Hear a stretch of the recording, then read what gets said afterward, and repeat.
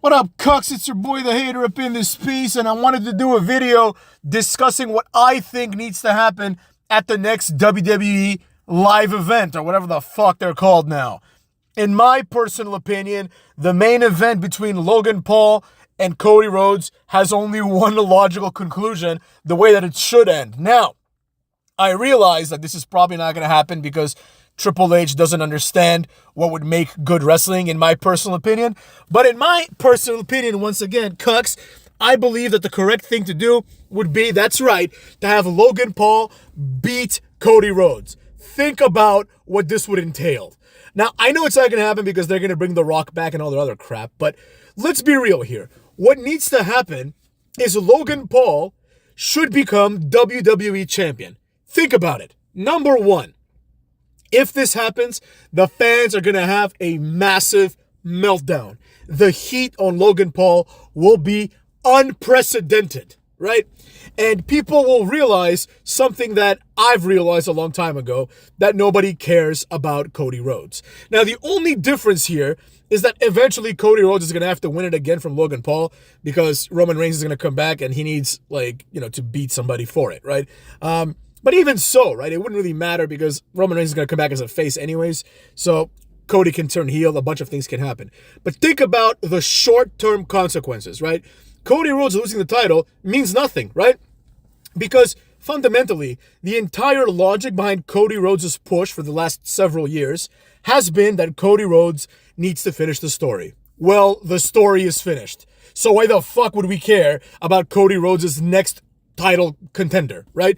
Nobody cares at all. Logan Paul winning creates a viable heel champion. Then you can start pushing other stars. You can have Cody Rhodes win it back. I don't care, right? The idea is you can start pushing other stars. In addition, here's the other unintended benefit of this, right? Because Logan Paul is essentially a celebrity, right? Obviously, the WWE title is going to get a lot more exposure, right? Cody Rhodes, they can say he's the face of the company, but he's just not that popular, right? Nobody knows who the fuck Cody Rhodes is. If you ask 100 people in the street, maybe 10 of them will know, right? But probably like 80 of them are going to know who Logan Paul is. So this is what's good for business, all right? Number one. Two, another unintended consequence.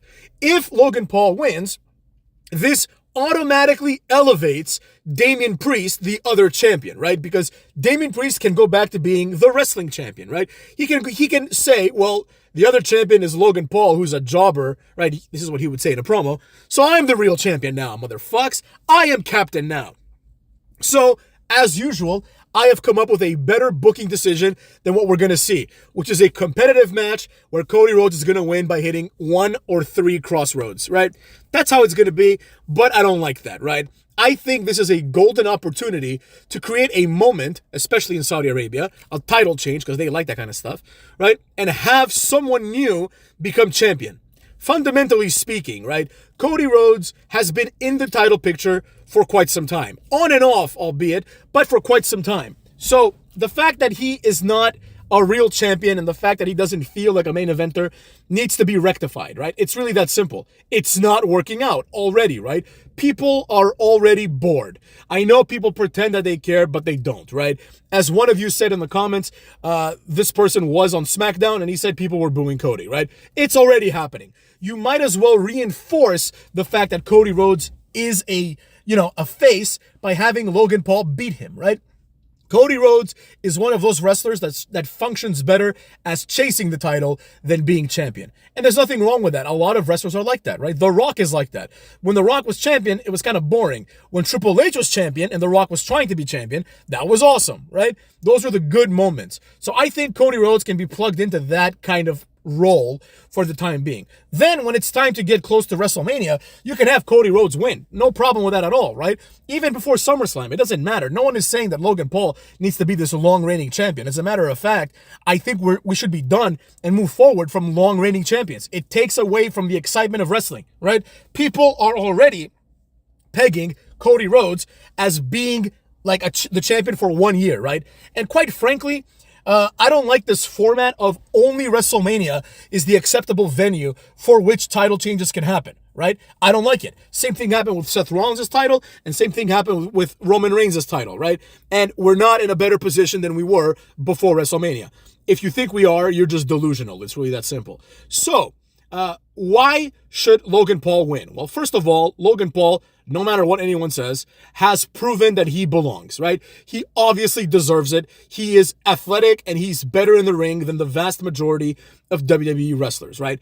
Even if you think that Cody Rhodes is better in the ring, it goes without saying that he's not better overall, right? Like, let's be real. Logan Paul would kick his ass in the real world, which I think should matter, right? Because it goes to show that Cody Rhodes is not a believable champion. And number two, I'm sick and tired of people saying Cody Rhodes is good on the mic. First of all, Cody Rhodes has a lisp. Now, it is what it is. It's a speech impediment, so we're not going to hold that against him, right? But we are going to take it into consideration when we determine whether or not he is, in fact, good on the mic, right? And I think all indicia point to the fact that he's not good on the mic. Secondly, Cody Rhodes is overly emotional, right? I've said this before and I'll say it again. It is inappropriate to have a champion that cares this much, right?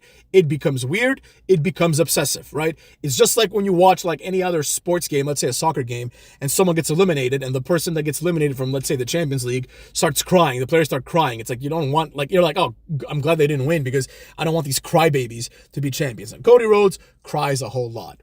Now, The Rock is gone. And quite frankly, Cody Rhodes is not necessary in The Rock coming back. If they do the bloodline thing correctly, The Rock can come back and Roman Reigns and Rock can wrestle over that, right? Quite frankly, also, I think, imagine if we had a match, The Rock versus Logan Paul. Like, that would be fucking insane. That would be like one of the biggest wrestling matches of all time. I know you're thinking, what are you talking about? No, it wouldn't. Yes, it would. People would care. Mainstream people would care about that match. People, it would make them more money than Cody Rhodes. And at the end of the day, it's about money. So, with all that being said, what are the odds that this is going to happen? Obviously, I will concede that the odds of this happening are extremely small. I'm not going to sit here and pretend that this is a likely outcome, right? But I'm not going to say it's a zero outcome because this just seems to be the best choice. What is the alternative? Cody Rhodes becomes United States champion? Then what? Then he vacates the title? Why? What? For what reason, right? The other alternative is Cody Rhodes stays United States champion. But then what's going to happen? Obviously, he's the WWE title, so why would anyone want to challenge him for the U.S. title, right? Think about that. Like, let's say someone has a number one contender, battle royal or something, and they win. Let's say Kevin Owens wins, and he wants to challenge Cody Rhodes, right? Why would he want the U.S. title? He would want both. Or at minimum, he would prefer the WWE title, right? There's no logic in him having both, right? The third alternative the fourth alternative is, the third match outcome would be that this match ends in a screwy DQ, right? Number one, the people in Saudi Arabia don't really like those things. One thing that is true about Saudi Arabia shows is that they are a big deal, right? They feel like a big deal.